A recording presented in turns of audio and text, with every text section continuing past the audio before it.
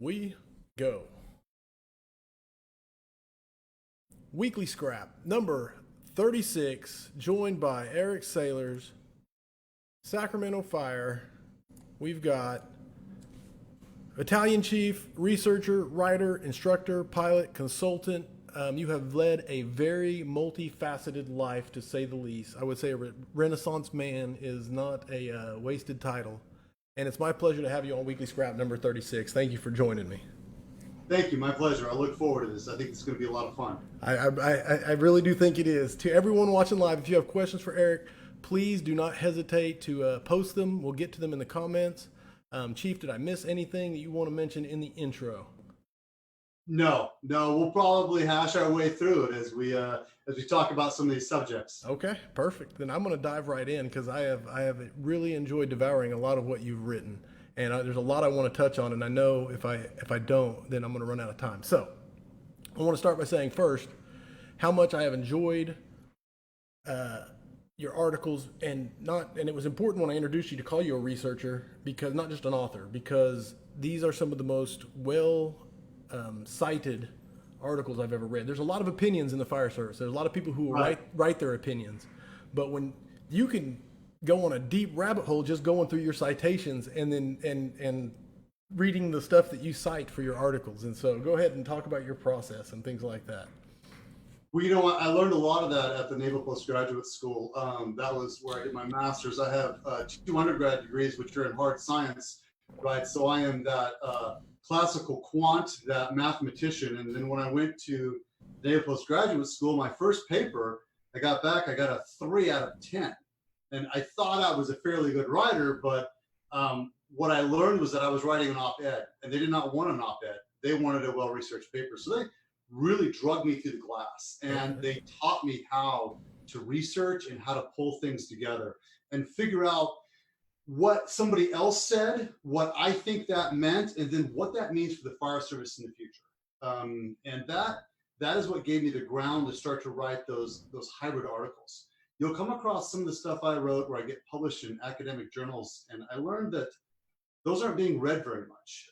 But if I can do a good hybrid article where I do the research, but then wrap it into a metaphor, right?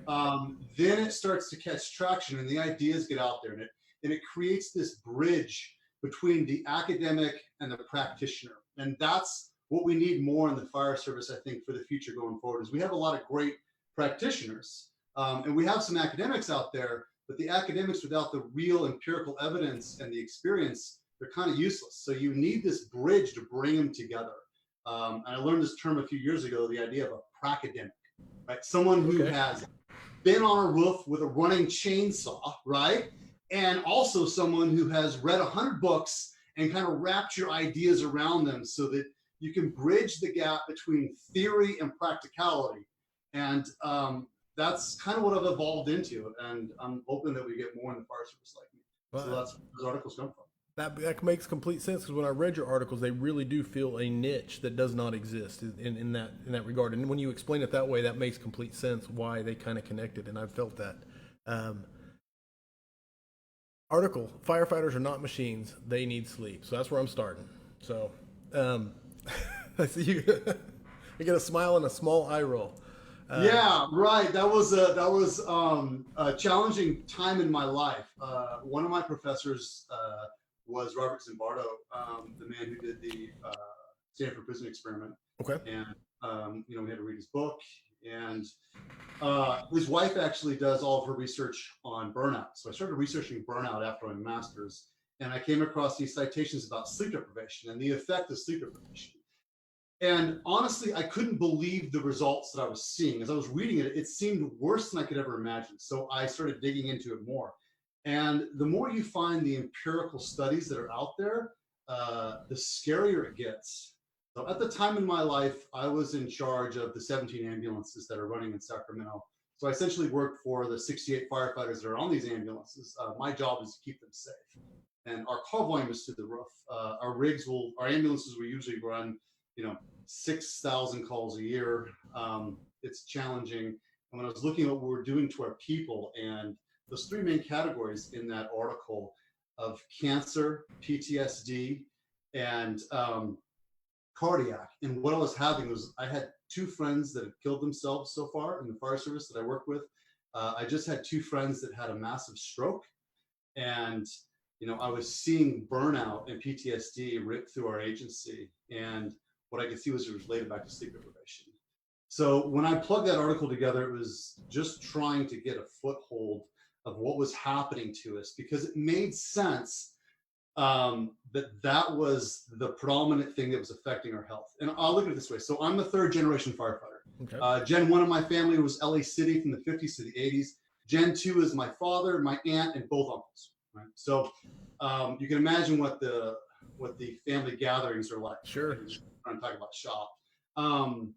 And what I recognize is that in my dad's generation, they hired coaches and changed their diet and bought exercise machines, and they got really physical and serious about their well-being. But cancer kept climbing, and cardiac events kept climbing, and PTSD actually shot through the roof. It was hard to reconcile. So when I came across that sleep deprivation and all that research, that's when I realized this is probably, the correlation that I've been looking for. It's really hard to prove causation, but it made sense. Call volume was just eating us alive. And in my agency in particular, it's a challenge. So we've actually implemented some policies in my agency. We do a 48-hour shift, and we run a piece of software that tracks every rig that didn't get a 4-hour break from the time they were cleared their last call to the time they were dispatched to the next. And if they didn't on day 2, we shut them down for 4 hours. And we do what's called load management, is we just cycle through the system so that we make sure we don't have any drivers that are, driving a code 3 truck or ambulance without any sleep for 2 days. So we've had some positive impact with that article. No doubt about it. And again, it goes back to your, like you said, what was the practical and the pracademic. Right. Because the key for me was this sentence, and you said contributing to cancer, cardiac events, and PTSD, lack of sleep may be the single biggest contributor to firefighter death and injury. And that blew my mind when because when you always hear about, the cardiac events, you always hear about the cancer, especially recently. And then PTSD, like you said, through the roof. But when you put them all together and tie it to sleep deprivation, it's mind blowing. And again, when you tie it to the other part that I really got to was a single night of sleep deprivation, reducing the NK cells you were talking about by 70% in that sleep study. And that was like, if that doesn't get you, then I don't know what else can. Yeah, and that study was done like 20 years ago, right out of UCI by Dr. Irving. And it was, the empirical evidence was right there the entire time. And that impacts us as well as going into this COVID-19 pandemic, and the fact that if you think about what we're doing to our firefighters with the call volume we're running, is that we're removing their first line of defense, right? By keeping them up all night long. And then we are exposing them to the chemicals in the fires and whatever diseases that are out there, which explains our sick leave and the fact that I say you enter this profession as a young man and you leave it as an old man, because it can really beat you up. And I think that supervision, I know we can have a positive impact on that if we start to address it and acknowledge that it's there. I had a chief that recently retired. He retired about 4 or 5 years ago. And of course, he had all sorts of issues. He had to have heart ablations and things like that. And his doctor told him that if he would have gotten his sleep apnea addressed, that it probably would not have had a big effect. Or he might have avoided the ablations and and he told me that. And that was the reason I went and had a sleep study done. It's the reason I'm on a CPAP now. And so anyway, it's made a major change in my life, just him saying that to me. And so I can only imagine across the board how much it could affect. Yeah, I'm hoping in 10 years, the generation behind me will wrap their hands around this problem much better, right? And they'll acknowledge it, they'll address it head on. It's not acceptable to have somebody who's been awake for 2 days running a chainsaw on top of a roof, or driving a code 3 ambulance. No, absolutely. And that's what I wanted, because I see all the time, social media, of course, people say, hey, who here runs a 48? Do you guys run 4896? We do. And it's the best schedule we can have. I get into this conversation a lot. Okay. 4896, we actually went to it because our modified Kelly schedule, which were 24s, were killing us. And it's the balance between long sleep deprivation and short-term sleep deprivation, right? The long term is actually harder. So it takes 96 hours to reset your circadian rhythm. So you're really not getting a good night's sleep until you're into day 4 of your 4-day, right? And if on our modified Kelly schedule, we weren't getting a 4-day except for, every 16 days. So we traded long-term for short-term sleep deprivation, right? But the core crux of our challenge isn't the schedule, it's a 56-hour work week and the call volume, right? We have to choose between one or the other. If you go into the history of our agency, Sacramento City is the oldest fire department west of the Mississippi. Right, so Sutter's Fort is in my first in, right downtown. That was the first building in California for the gold rush, right? If you think of the progression of the fire service, we took on this 56-hour work week with the idea that you would have an 8-hour work day from 8 in the morning until 5 in the night, and then you'd be on call for the rest of the shift. That's why it's called a firehouse, right? So we accepted this 56-hour work week. Nobody imagined that we would actually be working continuously for 24 hours, right? That wouldn't have been acceptable. But that's where we find ourselves in now. My agency, runs about 100,000 calls a year. We're tracking to do about 120 a year now, which is low compared to some of the agencies that have more rigs, but per unit, it's quite high. And in my father's generation, when I came on, it's 50,000 calls a year. Right. And in my father's generation, is 20,000 calls a year. We haven't added any fire stations. We've just gone from 20,000 calls a year, tracking to do 120 now. So that's going to be our challenge for the future. Nice. What steps do you think need to be taken, or try to project into the future? What if you had a magic wand to make stuff happen? What would Eric Saylors do? We're going to get to we're going to talk to one of your questions right now, right? Okay. One of your in questions is that what do I think the major issue for the fire service is? Okay. And it has to do with call volume. Call volume for me is a symptom of mission creep. And pay attention to this wording. The definition of mission creep is when a small program is met with success and grows until it cannibalizes the original mission. Does that make sense? Small program met with success. And that is what's causing our call volume to go through the roof. So in my world, EMS is cannibalizing fire suppression, right? And it is causing so much workload that I no longer have the opportunity to train or educate or rest or feed my firefighters, right? So in the future, we're going to have to reconcile that because it feels like we're on an unsustainable path. Now, the end result of mission creep, and this is going to be a real unpopular topic. Okay. But the end result is split. That's ultimately what happens. If you look at the military, pre-World War II, you had the introduction of aircraft, right? And aircraft fall under the Army, under Army Corps, right? 1938, Billy Mitchell says, you need to split this thing off. You cannot run the Air Force like you do the Army. But they don't listen to him. It stays under the Army. We go into World War II. We literally fly B-17s in tank formations. And you kill a lot of pilots, right? So in 1947, you get a hard split of the agencies. Air Corps now becomes Air Force. The Army goes back to its original mission. Its original mission was land superiority.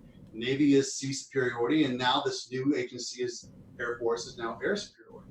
And that's what the military does with mission creep. They just did it again with Space Force. They'll do it again soon with Cyber Force. Right? You have to have cyber dominance. So if you pull that analogy over into the fire service, you look at it and you recognize at some point you're going to have to split. The question is how many firefighters are going to kill before you do it? Wow. And you put it that way, that's kind of heavy. So, but it keeps it real. Yes. It's the reality. If you look at our stats, what's the call volumes doing to us? Man, okay. So, yeah, you've written quite extensively on. I'm kind of paraphrasing here, and anything I get wrong when I paraphrase, please feel free to correct. So, but firefighting is not a business. It's kind of the overall. It's critical infrastructure, right? And this was my undergrads. They're in business, right? My first bachelor's is in finance. I'm that classical quant, that financial analyst. When you go to traditional university, you get trained through the lens of everything is a business. Everything gets optimized, right?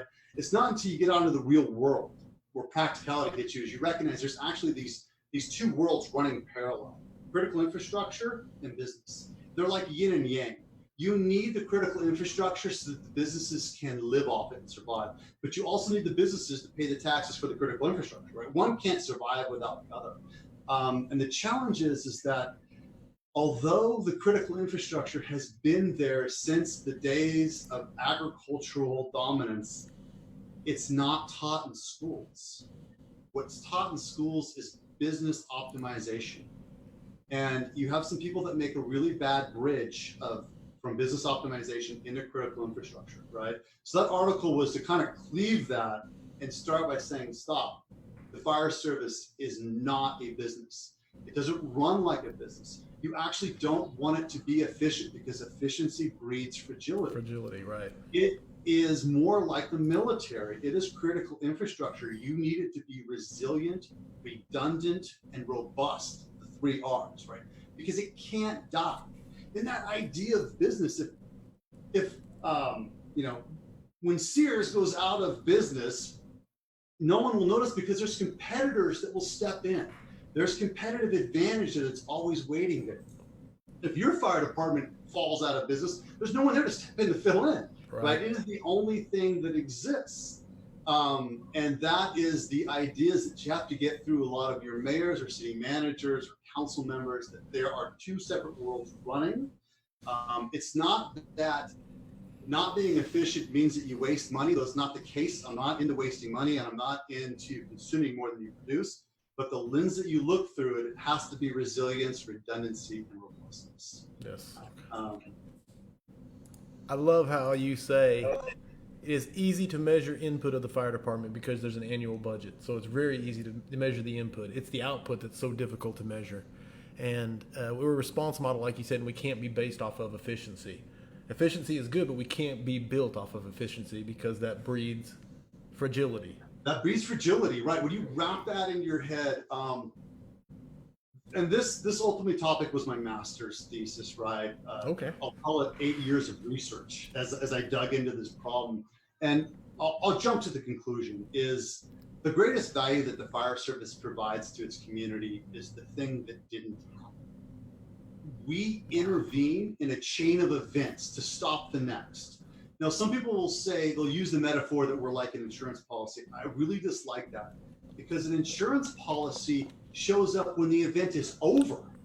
We actually inject ourselves at our own peril into that chain of events to stop the next thing from not happening, right? I say we're more like an airbag in a car. You know, you've been in an accident and we deploy and stop you from hitting your face against that. Smashing your face, yes. Right?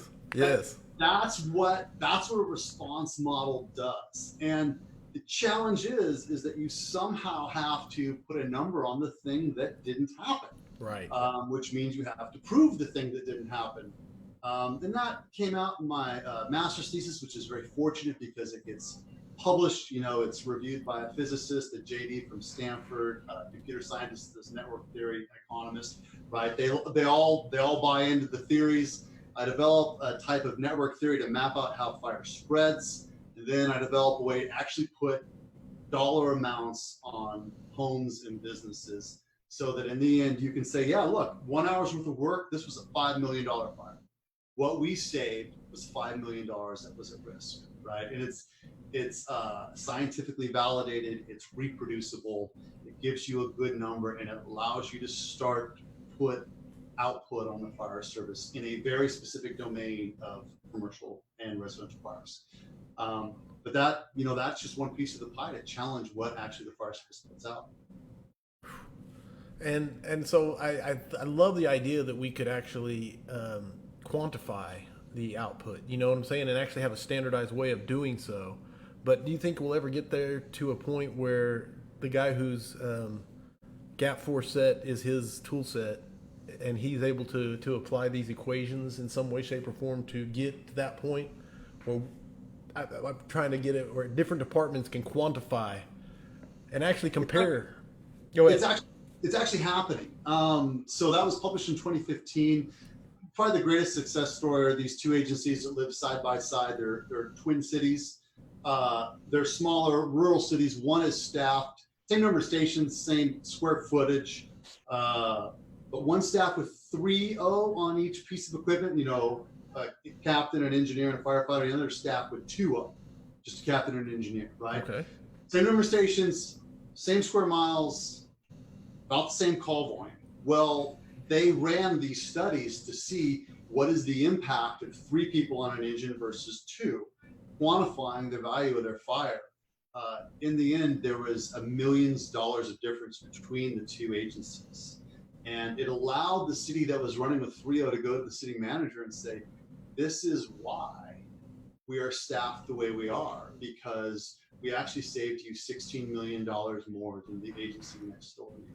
When we have an apartment fire, it's a room and contents. When they have an apartment fire, it's the entire structure, because they're not able to contain it in that original unit of origin, right? And this equation actually allows you to do a return on investment for your fire department in the budget, right? And the return on investment for my agency, when I did this study in 2015, was 2,200%.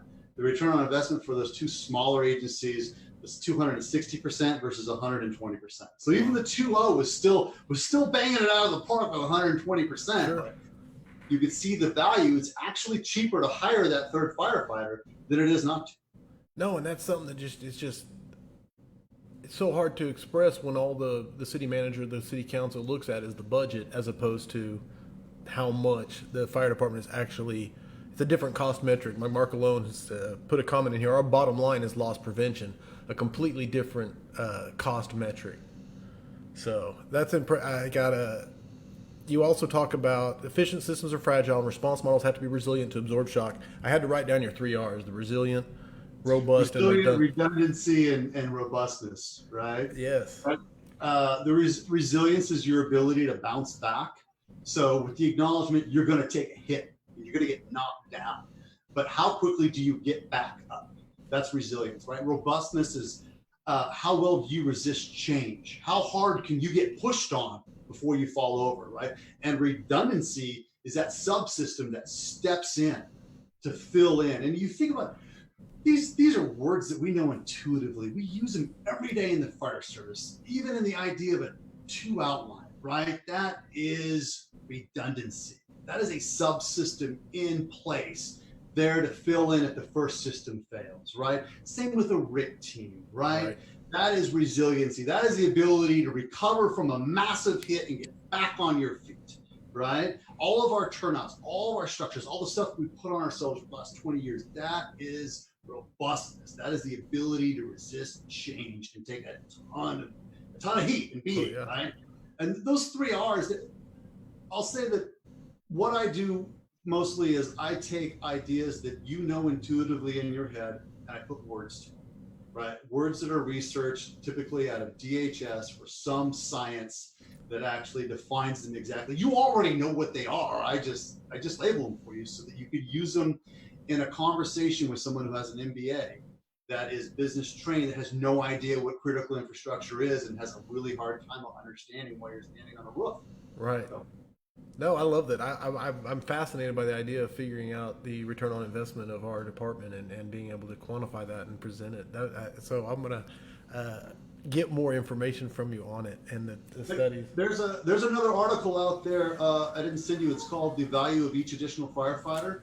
So in that study between those 2 agencies, this is a pretty far extrapolation, but I wanted to see where it went. What was the value of that third firefighter?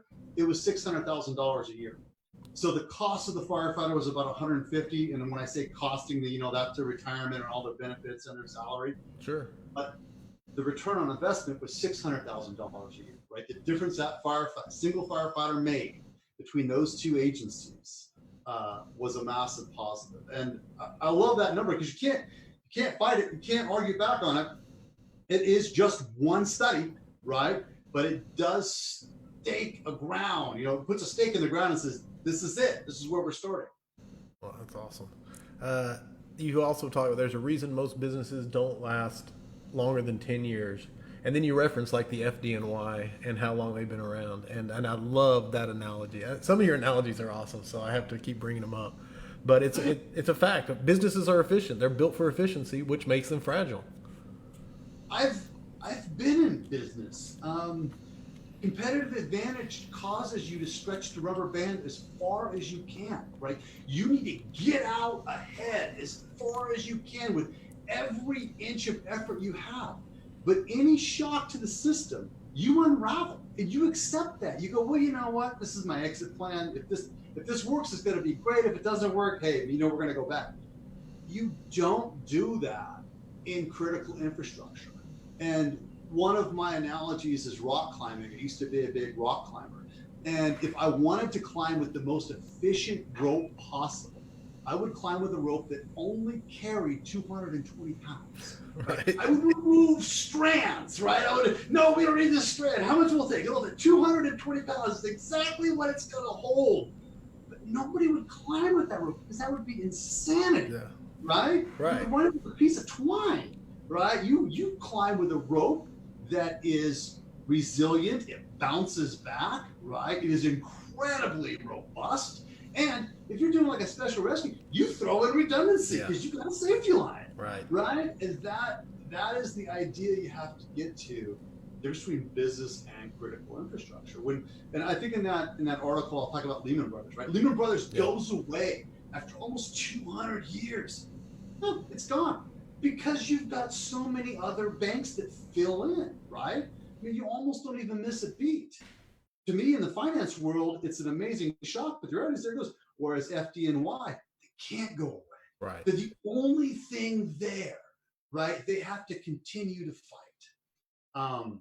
And there is something that I haven't put in any of my articles yet. It's going into one I have in draft now. Is this idea that businesses get to choose their problems, and that's the big difference between us and them and the fire service, right? Is that they choose whether they're going to produce this phone. And if they don't want to anymore, they stop and they move, they pivot whenever they want. They choose their problems, right? Does that make sense? Oh yeah, that's nice. That's we don't choose our problems. Right. We get given to them. Right. Here is your problem. Solve it. Go fix this. Go fix it. It'd be like rolling up on a 3-story Victorian with smoke pumping out of the eaves and going, no. I want to fight the single-story residential next door. Can we do that? Let's pivot to that. That looks easier. We don't get to do that, right? You have to fight that Victorian. You have to take on that taxpayer, right? That hazmat is yours. It doesn't matter how tough it is. And that is the difference between critical infrastructure and business. They choose their problem. They can walk away. We cannot. Right. And that is a different mindset. Ooh, I'm looking forward to that article now. I'm pumped about that one.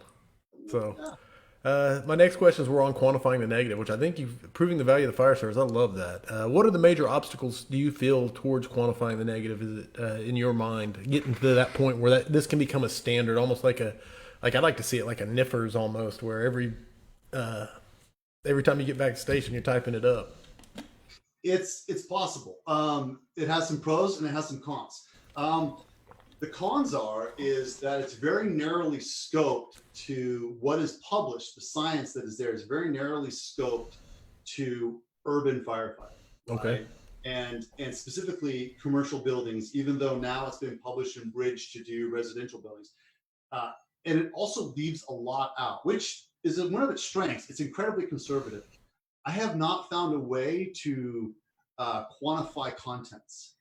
Now, you can put a number on context, but when I say quantify that is validated and reproducible, I need a process that is so solid that it'll make it through academic rigor. I haven't been able to do it for content. So they just get forgotten about, right? All I've got is the replication cost of the structure and then the impact to the business, right? And I also haven't built life in there either. Right. The value on a life, you can use $8 to $9 million depending on what resource you want to use. It's out there. So those are some of the downfalls. The upsides is that the process is pretty easy and the math is not that hard. I purposely washed out any form of probability or calculus. If you tell from my articles, I'm not unfamiliar with probability. Like the Right. math is right in my wheelhouse for probability. I kicked all that out because it's all useless. I basically just developed network theory to do that. And you have some agencies that are using it pretty consistently. And a lot of times it's being done by one person. One Wow. person that's just reviewing every fire and quantifying the numbers. Um, I think the challenge for having it go national in the last few years is that economically the country's been doing fairly well, so there hasn't been much of a need for it. That may change in the future, and if we go back to 2008 when we start taking 20 to 50% budget cuts, Sure. then become another hot topic because you're going to get in these discussions where you're going to have to really show what your worth is and what the consequences are of cutting half your budget. You know, in this conversation, we'll take my agency. You can cut $20 million out of my agency. That's fine. It's going to cost you $100 million. Right. You know, in 1 year. Now, if that's the choice you want to make, that's fine. Well, this study now gives you the ability to quantify. To quantify, yeah. So what am I trying? Necessity becomes the mother of implementation. That is exactly right. That is exactly right. I say necessity is the mother of innovation. Okay, there we go. And I started this idea, this research in 2008, which was right in our recession. We were getting, you know, we got cut pretty deep, as most agencies did. That's why I call it the 8-year research project. Right. Because it took me that long to find the pieces of the puzzle that would fit, that would get past, you know, a JD and a physicist and an economist and a network theory guy. No, and it actually addressed some of my questions when I sit here and I was reading and thinking, I'm like, what keeps the guy from just saying, well, that house was worth this much and the contents this much, you know, and just inflating the numbers to, you know, but you've already basically addressed that by saying it's not even counted. These are very conservative numbers. Right. Here's the process. Here's the software you use. That software will kick out a validated, reproducible number. Right. And reproducible is key, is that if I show up out of the blue and run the same problem, I'll get the same answer. Right. Right. And that's key. And that's what prevents the person from looking at the bill. Well, this is an $8 million bill. Right. Which was one of the issues I came across. My aunt retired out as an arson investigator. And when I was looking at some of the buildings that, you know, you're required to put in a value of the structure for inventory. Right. No, yeah. Right. And, you know, so I started asking her, I said, well, how did you come across this number? She goes, well, I guessed. I said, well, did you get any training? You know, I was fairly naive at the time. Yeah. You get any training? She's like, no. So, well, did you use market value? Well, kind of. But market value is actually a terrible idea in the end. So I realized that, wow, our data across the board sucks. And if your data sucks, it's hard to make solid conclusions, right? There's no doubt. Yeah. So that the process of quantifying the negative actually washes that out, and it gives you a solid anchor to stand on. And it will be producible. Someone won't come in and say, hey, well, how did you get this number? Well, let me show you. I'll show you exactly what I use. Right. Exactly what it is. And it's now your job to counter argue it. No, that puts the onus on them. That's awesome, man. The final article I wanted to talk to you about today, because I mean, this is so much fun. I'm going to have you back. I hope you will come back. But command, not control, the 4th generation of firefighting, man. And you start with Gen 1, and I'm just going to give a quick rundown. Gen 1, and this is my notes. Again, clarify at any point. But basically, it was initiative driven. You know, Gen 2, initiative balanced with obedience. Again, I'm taking the points that I took out of it. Gen 3, obedience dominated. The command and control, and then finally Gen 4 is what the gist of the article about is, where initiative comes roaring back to the front. So you get balance between initiative and obedience, right? And that's why I call it command, not control, because one person can't control the entire scene. It's the fog of war, right? Right. And it's the realization, as I tell the captains that I work for, I say, look, no BC has ever put out a fire, right? It's typically the person on nozzle that puts out the fire, and it's the captains that facilitate that direction, right? My job is to not miss the forest for the trees, to back up and see the overall scene, and then I will give you commands in that direction. But really, the tasks and tactics, that's you. I can't control that, right? I can say, here is your objective. I need a primary on the second floor. I can't tell you how to do that. Right. But Oh, that's awesome. we tried in Gen 3. So as I was fortunate enough to live through Gen 2, 3, and 4, right? I'm now in Gen 4. Gen 2 was amazing. It was fast paced, but there was small team coordinations, but not big team coordinations. Right.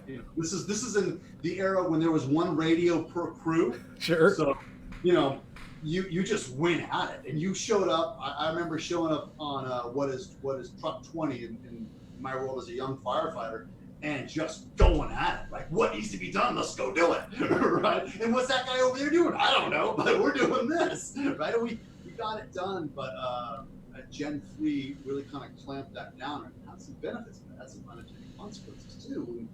When you have crews that show up and are locked into obedience and can't take initiative, right, and are waiting for an assignment when things do need to be done, it slows things down. It slows your OTA loop down, right? You just can't manage them. So Gen 4 is where most agencies are now, towards that balance. I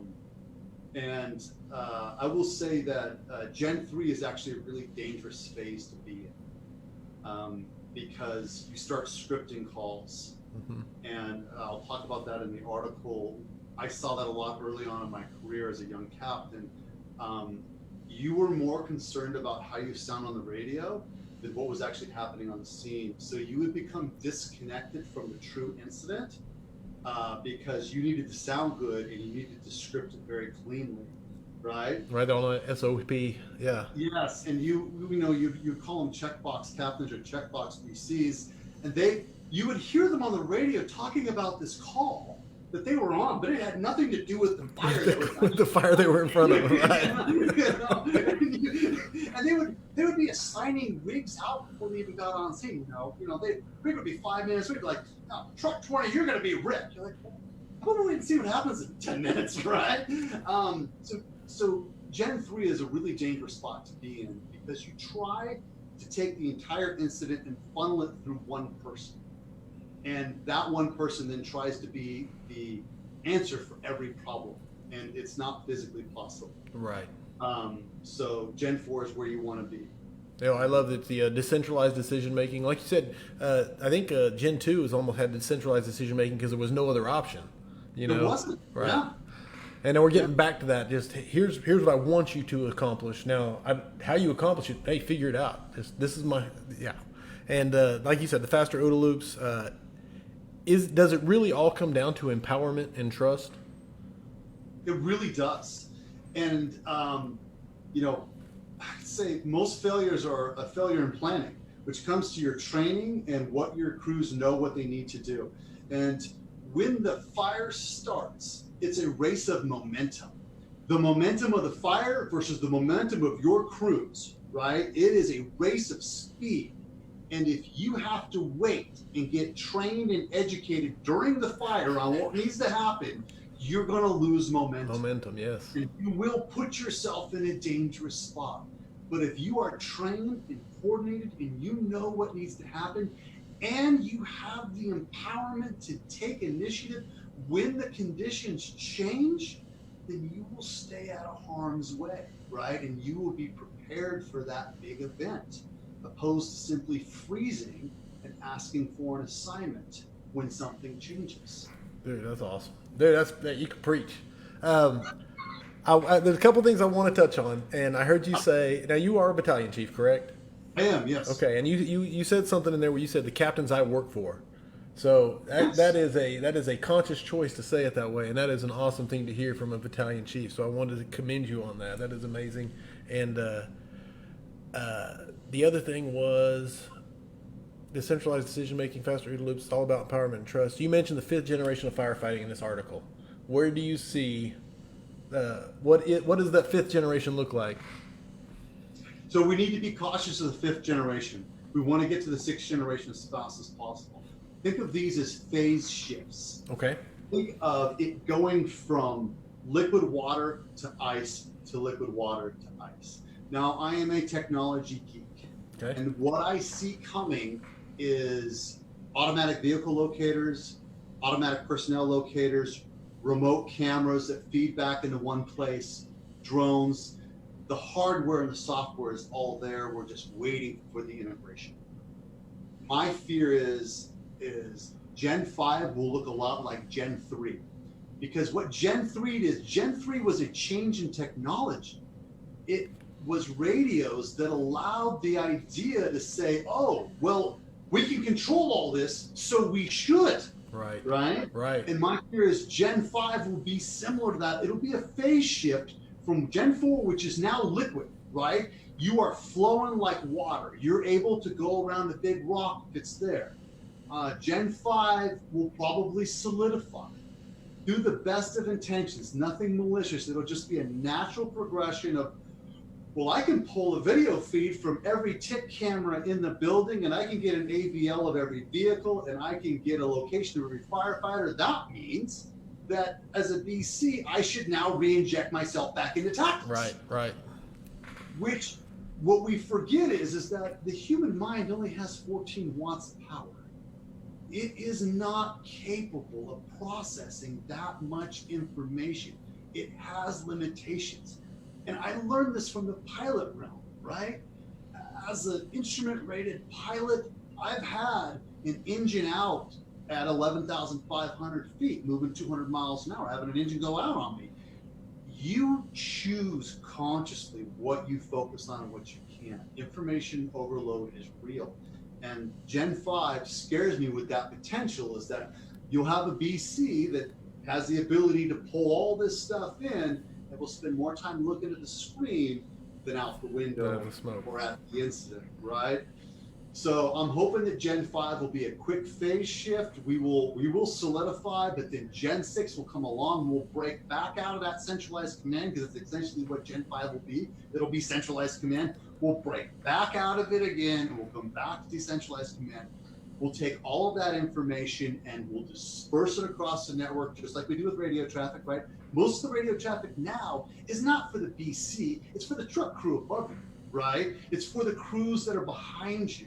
That information is getting spread out, and hopefully we'll get to Gen 6 quickly. Nice. No, I love it. Always, I ask.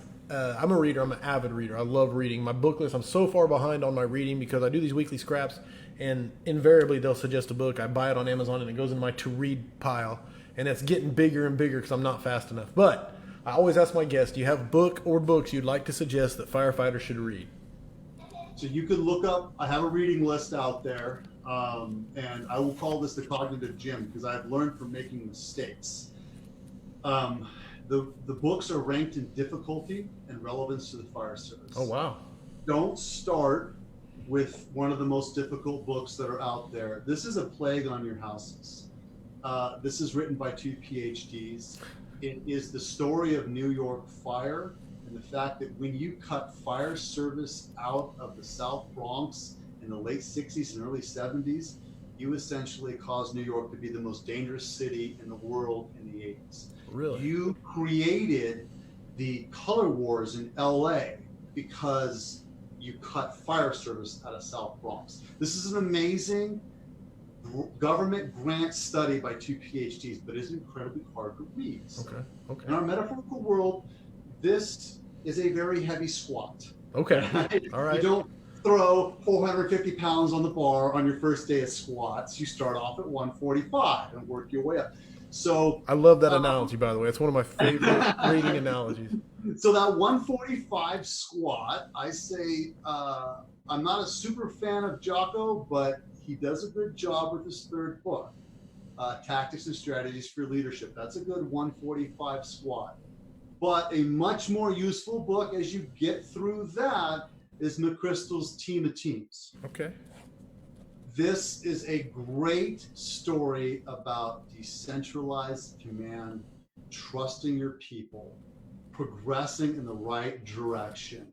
It's an easy read, and what he does very good is he starts to bring in some solid scientific studies like the prisoner's dilemma, the conniving framework, real things that exist out in academia, and then he bridges them down into the real world. So Team of Teams is a great book for any future leaders who are thinking about the direction of the fire service and moving from actually decentralized command and using your people to the best of their ability. So, like I said, that book list is out there. I can send you a link. And it goes from a rating of 1 of difficulty up to a 10 out of 10, you know, which would be like a box sand pile or a plague on your houses. Wow. Okay. So I definitely want to get the reading list from you, and I'll definitely put it in the comments of everywhere this video goes. And because just the idea of having something where he can say, "Oh, Eric said this was a 10. I'm going to read this one." So we'll see. Yeah, yeah.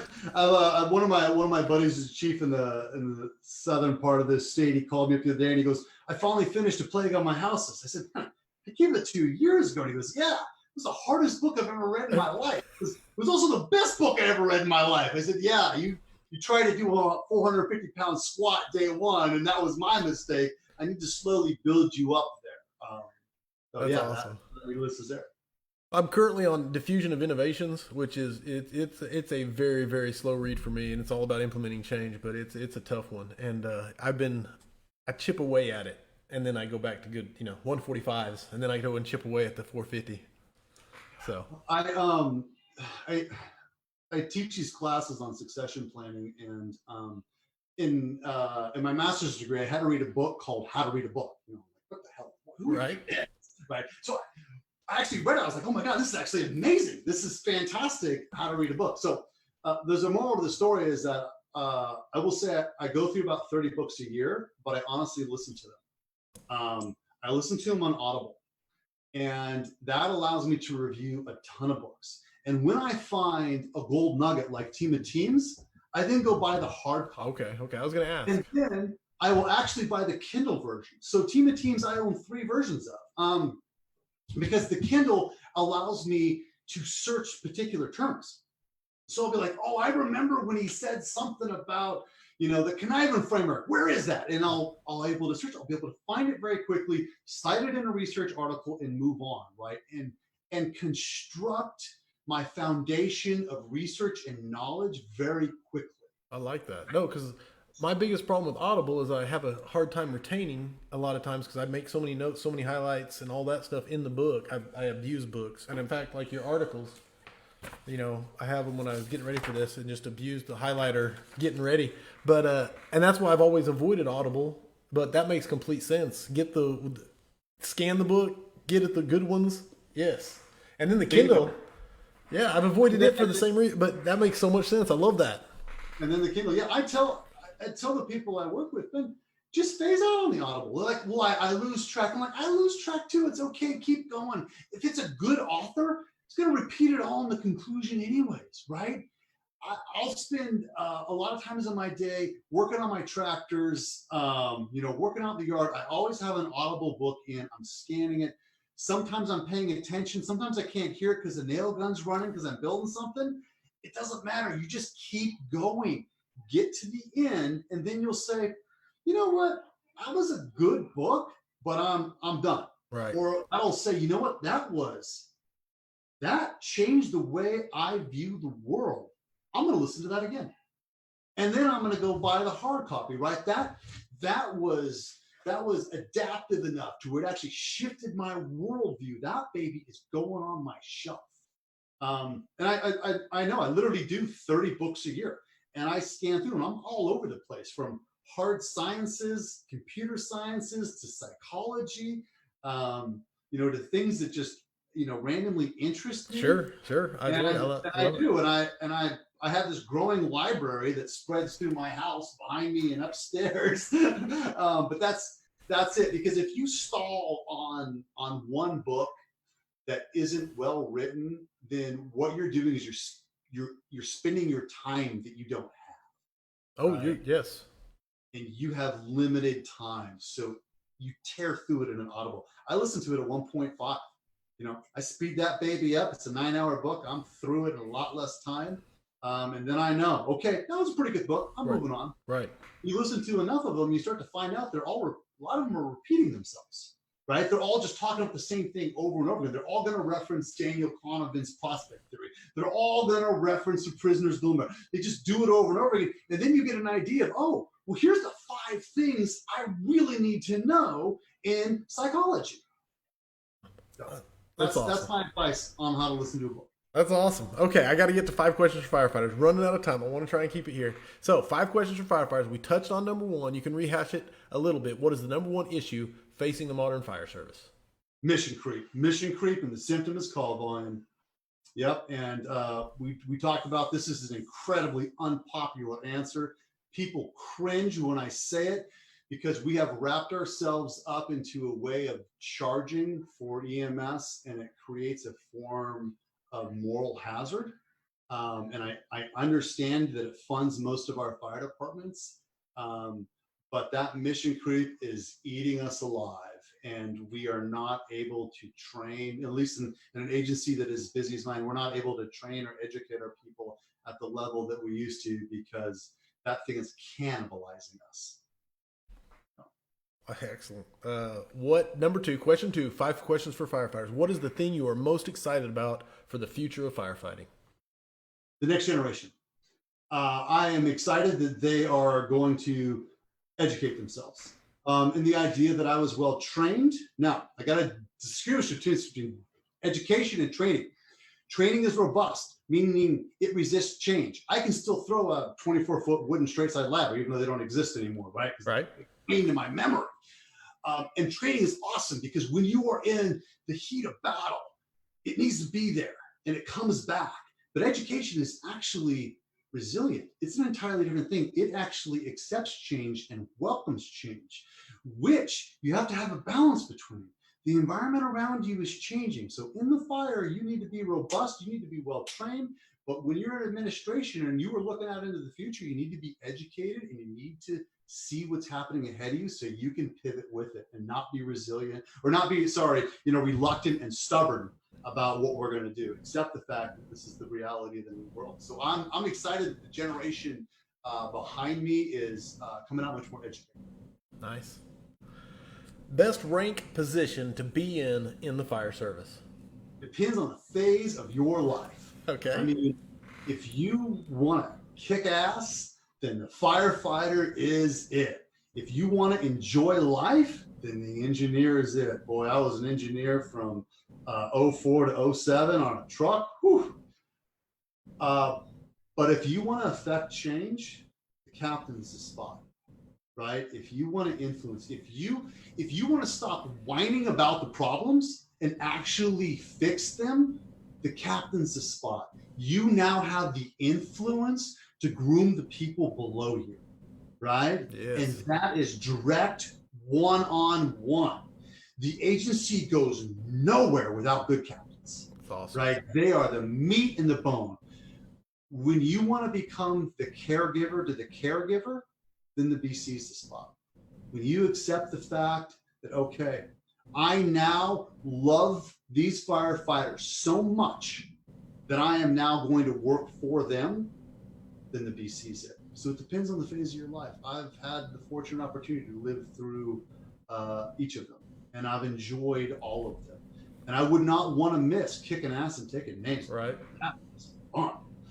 Captain can be hard work, but it's rewarding. And the BC is a lot of hard work. But once again, if you're making positive change, it's rewarding. I gotta say that much like your article, so I'm not surprised, that was the most thorough answer I've ever gotten to that question number 3. So, and cited and reason for each one. So thank you for that. Number 4, best advice you have ever received. It was take every promotional exam available to you, and not for the reason that you would think. It wasn't to promote. My father's best friend gave me this advice as a brand new firefighter. It was to learn and push myself. And I candidly did not have any desire to promote, but I was always curious and I wanted to learn. And the promotional process scared me so much that it forced me to learn and it pushed me out of my comfort zone. And I'm going to tell you, the magic happens out here, outside of your comfort zone. Oh, yeah. You got to push yourself out. And that was a simple piece of advice that I didn't understand until 20 years later. But it did. And honestly, if you don't promote to lieutenant or captain, it doesn't matter. If you take the test, you're going to be a much better firefighter. Going back, you are going to see the forest for the trees a little bit more, right? And that was the simplest guiding path that really let me grow. It wasn't anything about rank or promotion. It was about personal growth. That's awesome. Heavy fire. Okay, question 5. Heavy fire, tenable space. Would you rather be assigned to the nozzle or first in on VES? Nozzle. Every time. Every time? Every time. That nozzle is my resiliency. That is my robustness. That is my way out. And that is my way to solve the problem. Because you put the fire out, problem goes away. I like the answer. I had to get rid of the 5th question because everybody, like for the first 5 times I asked it, everybody was first in the window on the VES, first in the window. So I was like, man, everybody's just gonna, but last 3 have taken the nozzle. So now it's making a comeback. So the question will stay. I wonder how many of those have actually VES'd on a real fire. And I'm not being critical at all. I will say my first experience VESing on a real fire went nothing like it was supposed to. I mean, the concept was so simple. Take the window, see the door, take the window, belly through the window, close the door, search the room, find the victim, come out. It went nothing like that. I saw the door, the room was clean, there was a nozzle at the front door. They couldn't get in because it was too much heat. I took the window, that room went black instantly. I was an aggressive young firefighter. I was probably 26 years old. In my mind, I was a badass. Right. Up against the fire, you're not much. I bellied my way into that building saying, all right, well, this is easy. All I got to do is find a wall and close the door. Well, I landed on a bed. I went from the bed to the dresser to a pile of clothes, to another pile of clothes, and then I ran into a toilet. So I somehow worked my way into the bathroom and realized I hadn't even found the floor yet. And I had trained on this so much. I was not a slacker. I took my job very seriously, and I realized, well, this sucks. And then I heard the chainsaw line above my head and the vent pop and the nozzle go past the door as it went and put the fire out. I thought to myself, well, I'm glad someone else here is on the nozzle. Because if I had found the victim, I wouldn't have known what to do with them. I couldn't get myself out of there. Right. I think VES, like many things in the fire service, I like the idea that the gap between theory and practicality sometimes sneaks up on you.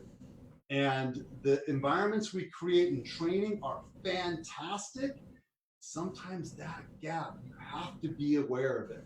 And that's why I asked, I wonder how many have. I've done it since then as a truck crew. I wonder how many people have really done it in real life. It does not work the way I expected it to, or certainly didn't work the way we did training. So. Right on. Well, Mr. Saylors, Chief, thank you for coming on the Weekly Scrap, number 36. It has been a pleasure. I hope you will come back so I can pick your brain on your articles, and I can grab another 5 or 6, and we can do it some more. And so I'll reach out to you again. It's been a pleasure. I appreciate the passion and the attention to meticulous detail you put into your work. And so thank you for coming on. One last thing before I go. Absolutely. I'd like to define the word passion for you. It's the balance between love and anger. Love and anger. Yeah, I love the fire service. I love the firefighters that do the job, and sometimes I get angry about what happens to them. I like that. That's what drives me. That's the catalyst. That's passion. One thing I want to put in before I cut off is there any way to get a hold of you or get in touch with you if people wanted to contact you for any reason? What's the best way to do so? You can seek me out on Facebook or LinkedIn. I don't mind giving out my email to other firefighters. Okay. So yeah, if you have a way to put that link up, you have my email. That's my personal email. If people have questions, absolutely welcome. Excellent. Well, thank you, Chief. It has been a pleasure. I love the scrap. Number 36. For everybody watching, thank you. I hope you do it again, like I said, and I hope the tone stays silent for everyone, unless it's burning. Be safe out there.